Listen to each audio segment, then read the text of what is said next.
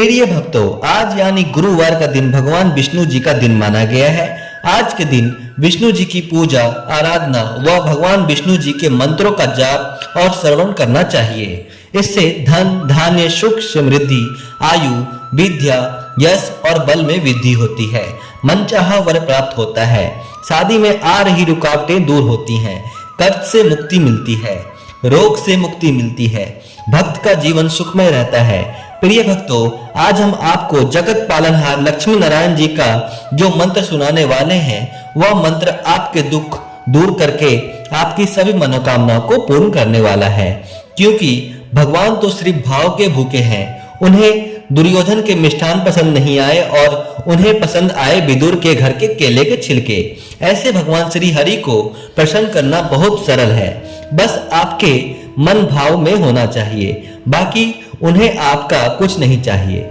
ऐसी मान्यता है कि गुरुवार के दिन भगवान विष्णु जी की पूजा व मंत्रों के जाप या श्रवण से 100 गुना अधिक लाभ प्राप्त होता है। प्यारे भक्तों, आइए भगवान लक्ष्मी नारायण जी के इस चमत्कारी मंत्र को सच्चे मन से पूरा 108 बार सुन लेते हैं। लेकिन उससे पहले लक्ष्मी नारायण जी के सभी भक्तों से एक छोटा सा निवेदन है। वीडियो पसंद आए तो दिल से एक लाइक करिएगा। इसी तरह के कल्याणकारी वीडियो आगे भी देखने के लिए हमारे चैनल दिव्य दुर्लभ मंत्र जाप को सब्सक्राइब करके कमेंट में जय श्री नारायण जरूर लिखें। मंत्र कुछ इस प्रकार से है, आइए श्रवण करते हैं। मेघश्यामं पीतकौसेयवासं श्रीवसन्तं कौस्तुभोदसितांगं पुण्यपते पुण्डरीकाक्षं विष्णु वन्दे सर्वलोकैकनाथम्। मेघश्यामं पीतकौसेयवासं श्रीवसन्तं कौस्तुभोदसितांगं पुण्यपते पुण्डरीकाक्षं विष्णु वन्दे सर्वलोकैकनाथम्। मेघश्यामं पीतकौसेयवासं श्रीवसन्तं कौस्तुभोदसितांगं पुण्यपते पुण्डरीकाक्षं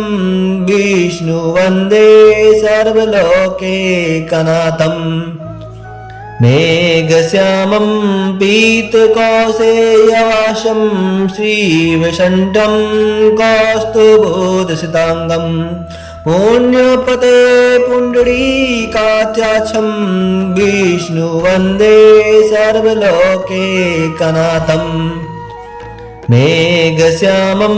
पीतकौसेयवासं श्रीवसन्तं कौस्तुभोदसितांगं पुण्यपते पुण्डरीकाक्षं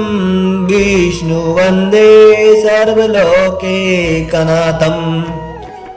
मेघश्यामं पीतकौसेयवासं श्रीवसन्तं कौस्तुभोदसितांगं पुण्यपते पुण्डरीकाक्षं विष्णु वन्दे सर्वलोकैकनाथम्। मेघश्यामं पीतकौसेयवासं श्रीवसन्तं कौस्तुभोदसितांगं पुण्यपते पुण्डरीकाक्षं विष्णु वन्दे सर्वलोकैकनाथम्। मेघश्यामं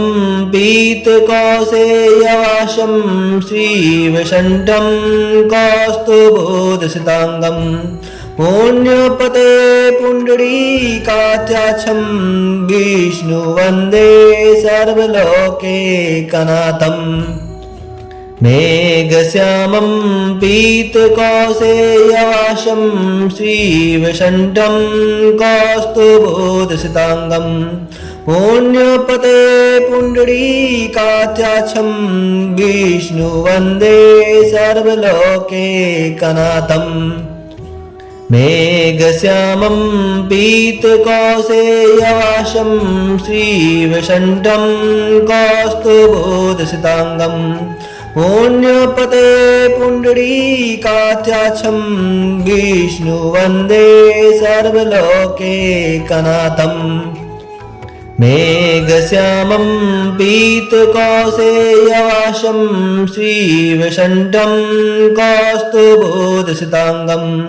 पुण्यपते पुण्डरीकाक्षं विष्णुवन्दे सर्वलोकैकनाथम् मेघश्यामं पीतकौसेयवासं श्रीवसन्तं कौस्तुभोदसिताङ्गं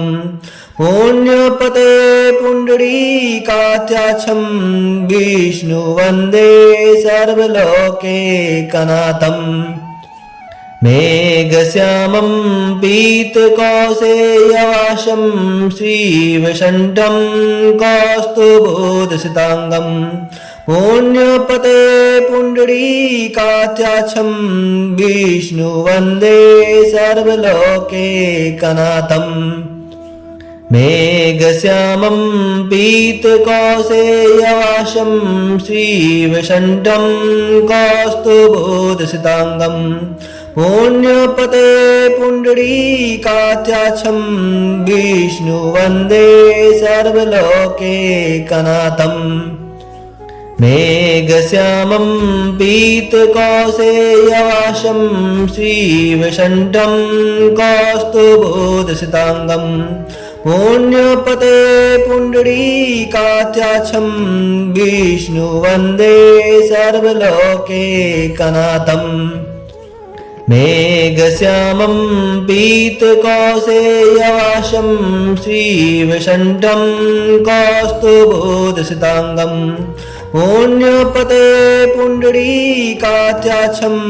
विष्णुवन्दे सर्वलोकैकनाथम् मेघश्यामं पीतकौसेयवासं श्रीवसन्तं कौस्तुभोदसिताङ्गं पुण्यपते पुण्डरीकाक्षं विष्णुवन्दे सर्वलोकैकनाथम्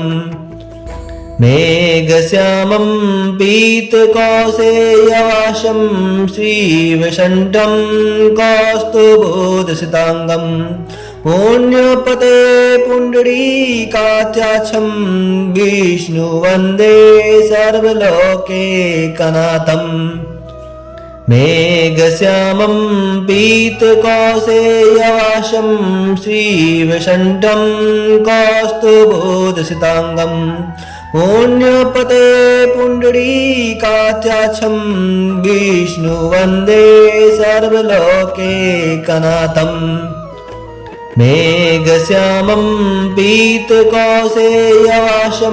श्रीवसन्तं कौस्तुभोदसिताङ्गं पुण्यपते पुण्डरीकाक्षं विष्णुवन्दे सर्वलोकैकनाथम् मेघश्यामं पीतकौसेयवासं श्रीवसन्तं कौस्तुभोदसिताङ्गं पुण्यपते पुण्डरीकाक्षं विष्णुवन्दे सर्वलोकैकनाथम् मेघश्यामं पीतकौसेयवासं श्रीवसन्तं कौस्तुभोदसिताङ्गं पुण्यपते पुण्डरीकाक्षं विष्णुवन्दे सर्वलोकैकनाथम् मेघश्यामं पीतकौसेयवासं श्रीवसन्तं कौस्तुभोदसिताङ्गं पुण्यपते पुण्डरीकाक्षं विष्णुवन्दे सर्वलोकैकनाथम् मेघश्यामं पीतकौसेयवासं श्रीवसन्तं कौस्तुभोदसिताङ्गं पुण्यपते पुण्डरीकाक्षं विष्णुवन्दे सर्वलोकैकनाथम्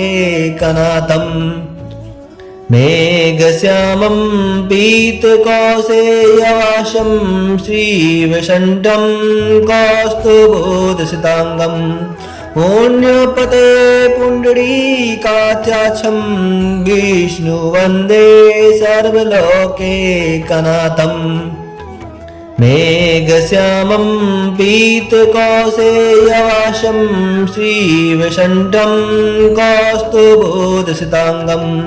पुण्यपते पुण्डरीकाक्षं विष्णुवन्दे सर्वलोकैकनाथम् मेघश्यामं पीतकौसेयवासं श्रीवैकुण्ठं कौस्तुभोदसिताङ्गं पुण्यपते पुण्डरीकाक्षं विष्णुवन्दे सर्वलोकैकनाथम् मेघश्यामं पीतकौसेयवासं श्रीवैकुण्ठं कौस्तुभोदसिताङ्गं पुण्यपते पुण्डरीकाक्षं विष्णुवन्दे सर्वलोकैकनाथम् मेघश्यामं पीतकौसेयवासं श्रीवैकुण्ठं कौस्तुभोदसिताङ्गं पुण्यपते पुण्डरीकाक्षं विष्णुवन्दे सर्वलोकैकनाथम् मेघश्यामं पीतकौसेयवासं श्रीवैकुण्ठं कौस्तुभोदसिताङ्गं पुण्यपते पुण्डरीकाक्षं विष्णुवन्दे सर्वलोकैकनाथम् मेघश्यामं पीतकौसेयवासं श्रीवैकुण्ठं कौस्तुभोदसिताङ्गं पुण्यपते पुण्डरीकाक्षं विष्णुवन्दे सर्वलोकैकनाथम् मेघश्यामं पीतकौसेयवासं श्रीवैकुण्ठं कौस्तुभोदसिताङ्गं पुण्यपते पुण्डरीकाक्षं विष्णुवन्दे सर्वलोकैकनाथम् मेघश्यामं पीतकौसेयवासं श्रीवैकुण्ठं कौस्तुभोदसिताङ्गं पुण्यपते पुण्डरीकाक्षं विष्णुवन्दे सर्वलोकैकनाथम् मेघश्यामं पीतकौसेयवासं श्रीवैकुण्ठं कौस्तुभोदसिताङ्गं पुण्यपते पुण्डरीकाक्षं विष्णुवन्दे सर्वलोकैकनाथम् मेघश्यामं पीतकौसेयवासं श्रीवैकुण्ठं कौस्तुभोदसिताङ्गं पुण्यपते पुण्डरीकाक्षं विष्णुवन्दे सर्वलोकैकनाथम् मेघश्यामं पीतकौसेयवासं श्रीवैकुण्ठं कौस्तुभोदसिताङ्गं पुण्यपते पुण्डरीकाक्षं विष्णुवन्दे सर्वलोकैकनाथम्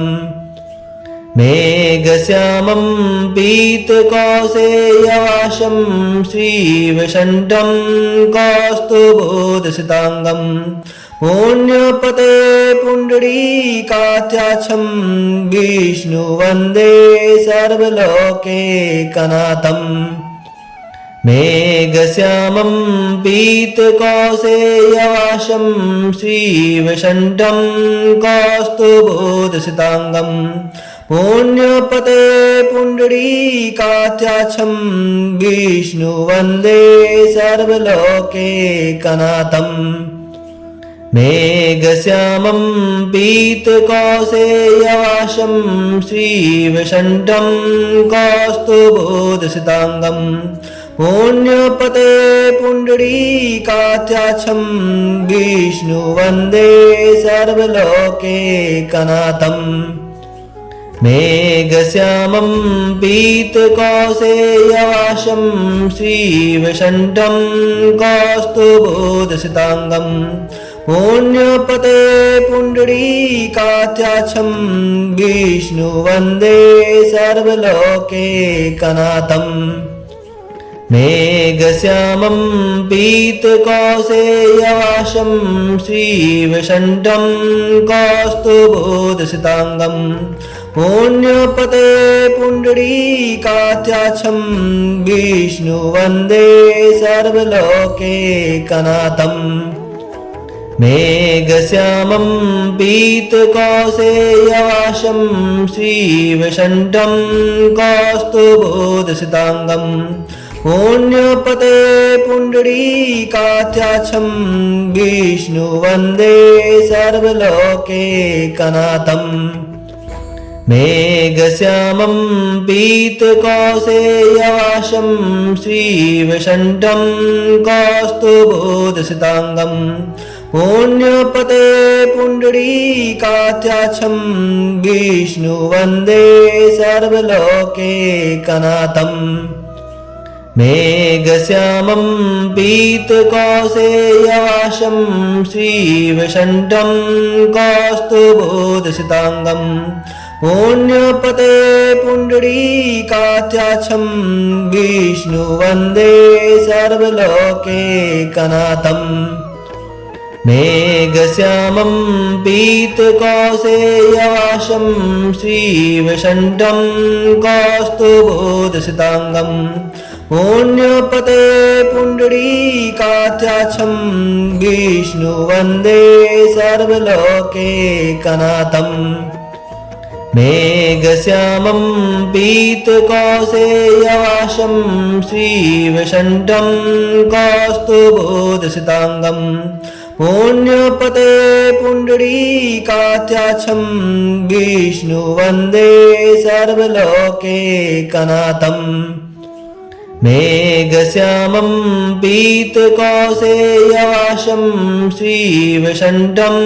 कौस्तुभोदसिताङ्गं पुण्यपते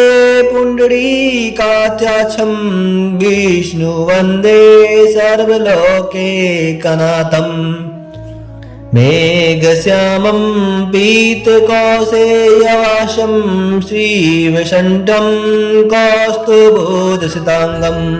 पुण्यपते पुण्डरीकाक्षं विष्णु वन्दे सर्वलोकैकनाथम् मेघश्यामं पीतकौसेयवासं श्रीवैकुण्ठं कौस्तुभोदसिताङ्गं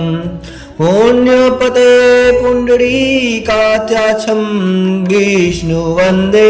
सर्वलोकैकनाथम् मेघश्यामं पीतकौसेयवासं श्रीवैकुण्ठं कौस्तुभोदसिताङ्गं पुण्यपते पुण्डरीकाक्षं विष्णु वन्दे सर्वलोकैकनाथम् मेघश्यामं पीतकौसेयवासं श्रीवैकुण्ठं कौस्तुभोदसिताङ्गं पुण्यपते पुण्डरीकाक्षं विष्णु वन्दे सर्वलोकैकनाथम् मेघश्यामं पीतकौसेयवासं श्रीवैकुण्ठं कौस्तुभोदसिताङ्गं पुण्यपते पुण्डरीकाक्षं विष्णु वन्दे सर्वलोकैकनाथम् मेघश्यामं पीतकौसेयवासं श्रीवैकुण्ठं कौस्तुभोदसिताङ्गं पुण्यपते पुण्डरीकाक्षं विष्णु वन्दे सर्वलोकैकनाथम् मेघश्यामं पीतकौसेयवासं श्रीवैकुण्ठं कौस्तुभोदसिताङ्गं पुण्यपते पुण्डरीकाक्षं विष्णु वन्दे सर्वलोकैकनाथम् मेघश्यामं पीतकौसेयवासं श्रीवैकुण्ठं कौस्तुभोदसिताङ्गं पुण्यपते पुण्डरीकाक्षं विष्णु वन्दे सर्वलोकैकनाथम् मेघश्यामं पीतकौसेयवासं श्रीवैकुण्ठं कौस्तुभोदसिताङ्गं पुण्यपते पुण्डरीकाक्षं विष्णुवन्दे सर्वलोकैकनाथम् मेघश्यामं पीतकौसेयवासं श्रीवैकुण्ठं कौस्तुभोदसिताङ्गं पुण्यपते पुण्डरीकाक्षं विष्णुवन्दे सर्वलोकैकनाथम् मेघश्यामं पीतकौसेयवासं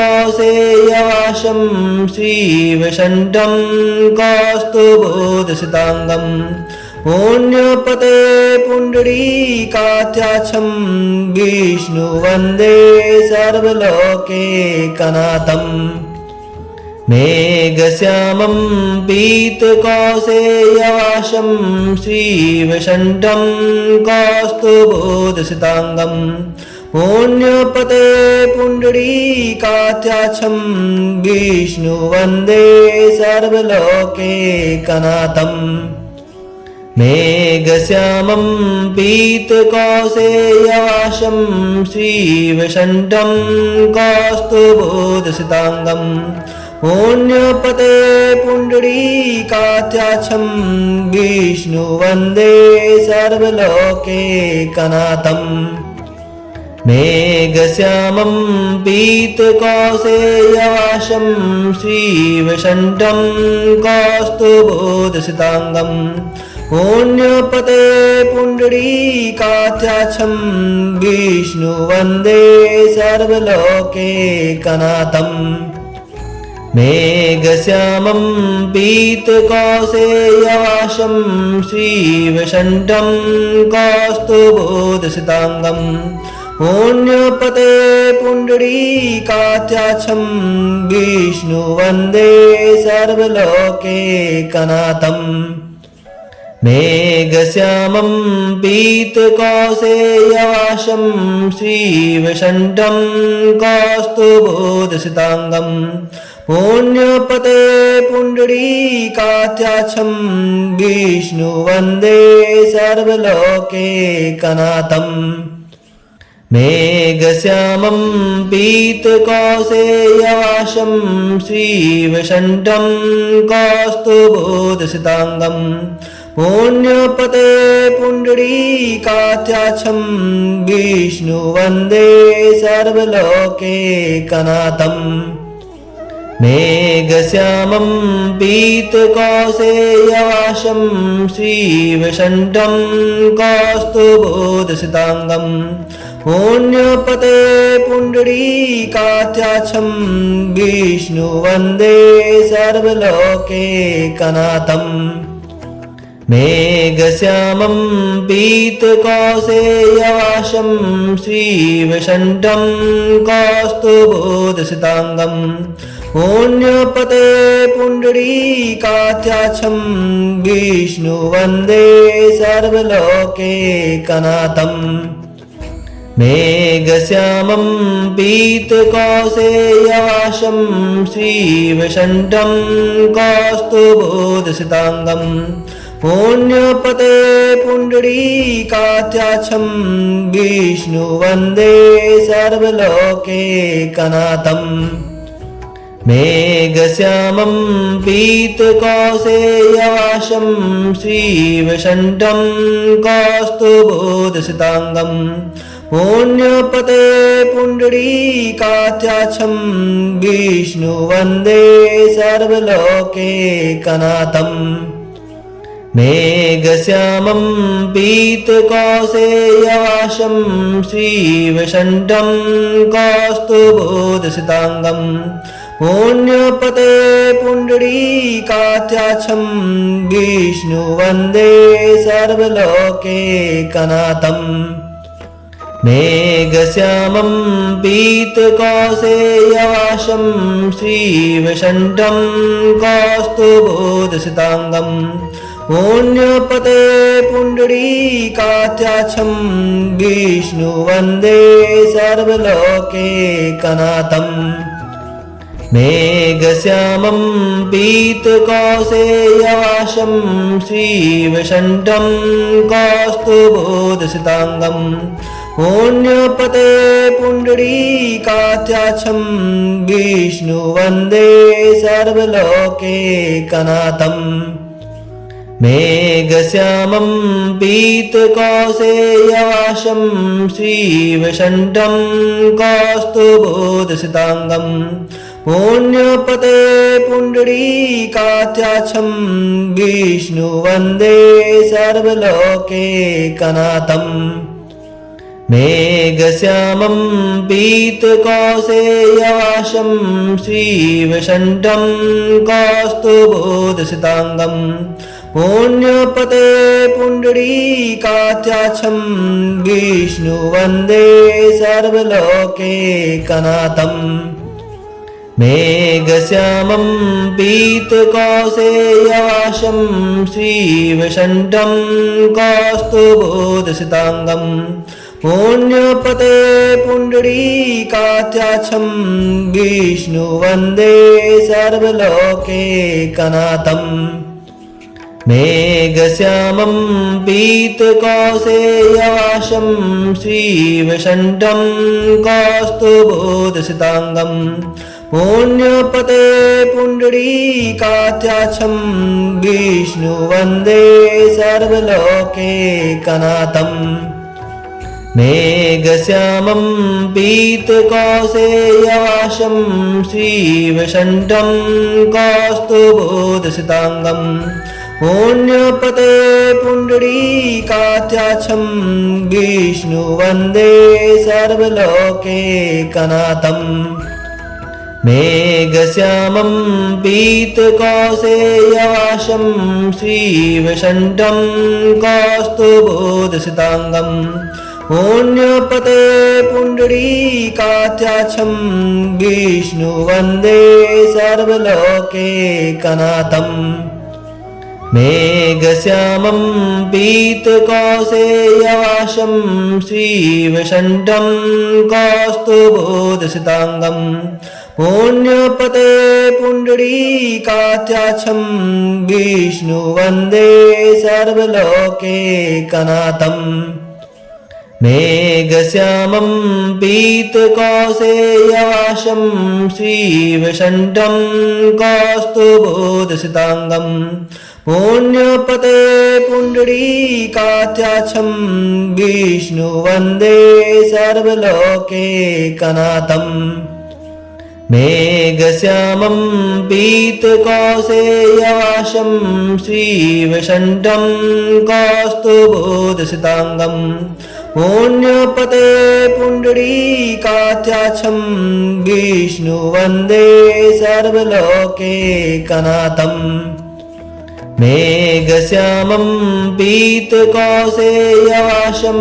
श्रीवैकुण्ठं कौस्तुभोदसिताङ्गं पुण्यपते पुण्डरीकाक्षं विष्णु वन्दे सर्वलोकैकनाथम् मेघश्यामं पीतकौसेयवासं श्रीवैकुण्ठं कौस्तुभोदसिताङ्गं पुण्यपते पुण्डरीकाक्षं विष्णु वन्दे सर्वलोकैकनाथम् मेघश्यामं पीतकौसेयवासं श्रीवैकुण्ठं कौस्तुभोदसिताङ्गं पुण्यपते पुण्डरीकाक्षं विष्णु वन्दे सर्वलोकैकनाथम् मेघश्यामं पीतकौसेयवासं श्रीवैकुण्ठं कौस्तुभोदसिताङ्गं पुण्यपते पुण्डरीकाक्षं विष्णु वन्दे सर्वलोकैकनाथम् मेघश्यामं पीतकौसेयवासं श्रीवैकुण्ठं कौस्तुभोदसिताङ्गं पुण्यपते पुण्डरीकाक्षं विष्णु वन्दे सर्वलोकैकनाथम् मेघश्यामं पीतकौसेयवासं श्रीवैकुण्ठं कौस्तुभोदसिताङ्गं पुण्यपते पुण्डरीकाक्षं विष्णुवन्दे सर्वलोकैकनाथम् मेघश्यामं पीतकौसेयवासं श्रीवैकुण्ठं कौस्तुभोदसिताङ्गं पुण्यपते पुण्डरीकाक्षं विष्णुवन्दे सर्वलोकैकनाथम् मेघश्यामं पीतकौसेयवासं श्रीवैकुण्ठं कौस्तुभोदसिताङ्गं पुण्यपते पुण्डरीकाक्षं विष्णुवन्दे सर्वलोकैकनाथम् मेघश्यामं पीतकौसेयवासं श्रीवैकुण्ठं कौस्तुभोदसिताङ्गं पुण्यपते पुण्डरीकाक्षं विष्णुवन्दे सर्वलोकैकनाथम् मेघश्यामं पीतकौसेयवासं श्रीवैकुण्ठं कौस्तुभोदसिताङ्गं पुण्यपते पुण्डरीकाक्षं विष्णुवन्दे सर्वलोकैकनाथम् मेघश्यामं पीतकौसेयवासं श्रीवैकुण्ठं कौस्तुभोदसिताङ्गं पुण्यपते पुण्डरीकाक्षं विष्णुवन्दे सर्वलोकैकनाथम् मेघश्यामं पीतकौसेयवासं श्रीवैकुण्ठं कौस्तुभोदसिताङ्गं पुण्यपते पुण्डरीकाक्षं विष्णुवन्दे सर्वलोकैकनाथम् मेघश्यामं पीतकौसेयवासं श्रीवैकुण्ठं कौस्तुभोदसिताङ्गं पुण्यपते पुण्डरीकाक्षं विष्णुवन्दे सर्वलोकैकनाथम् मेघश्यामं पीतकौसेयवासं श्रीवैकुण्ठं कौस्तुभोदसिताङ्गं पुण्यपते पुण्डरीकाक्षं विष्णुवन्दे सर्वलोकैकनाथम् मेघश्यामं पीतकौसेयवासं श्रीवैकुण्ठं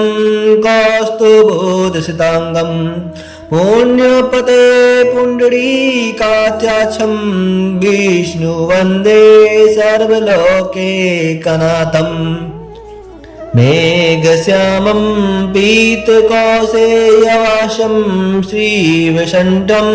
कौस्तुभोदसिताङ्गं पुण्यपते पुण्डरीकाक्षं विष्णुवन्दे सर्वलोकैकनाथम् मेघश्यामं पीतकौसेयवासं श्रीवैकुण्ठं कौस्तुभोदसिताङ्गं पुण्यपते पुण्डरीकाक्षं विष्णुवन्दे सर्वलोकैकनाथम् मेघश्यामं पीतकौसेयवासं श्रीवैकुण्ठं कौस्तुभोदसिताङ्गं पुण्यपते पुण्डरीकाक्षं विष्णुवन्दे सर्वलोकैकनाथम् मेघश्यामं पीतकौसेयवासं श्रीवैकुण्ठं कौस्तुभोदसिताङ्गं पुण्यपते पुण्डरीकाक्षं विष्णुवन्दे सर्वलोकैकनाथम् मेघश्यामं पीतकौसेयवासं श्रीवैकुण्ठं कौस्तुभोदसिताङ्गं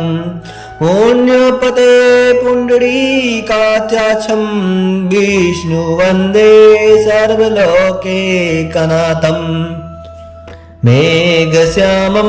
पीतकौसेयवासं श्रीवैकुण्ठं कौस्तुभोदशताङ्गं पुण्यपते पुण्डरीकाक्षं विष्णु वन्दे सर्वलोकैकनाथम् मेघश्यामं पीतकौसेयवासं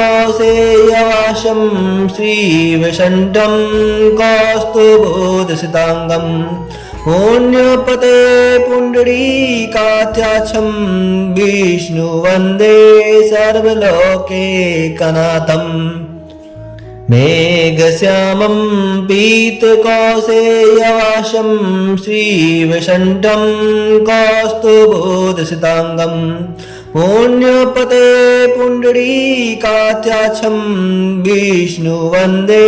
सर्वलोकैकनाथम् मेघश्यामं पीतकौसेयवासं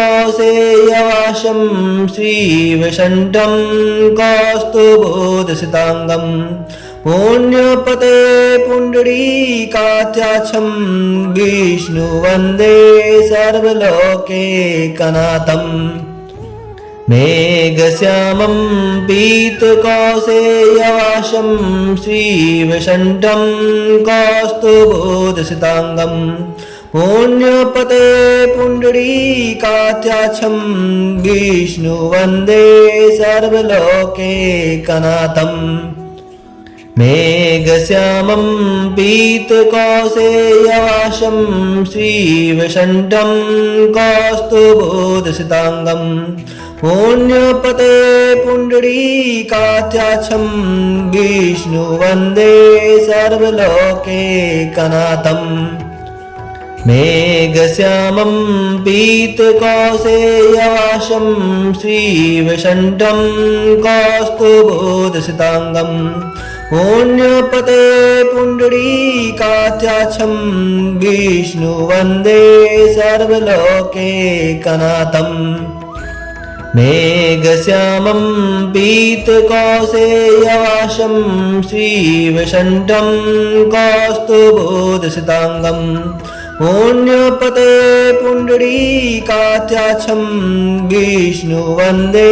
सर्वलोकैकनाथम्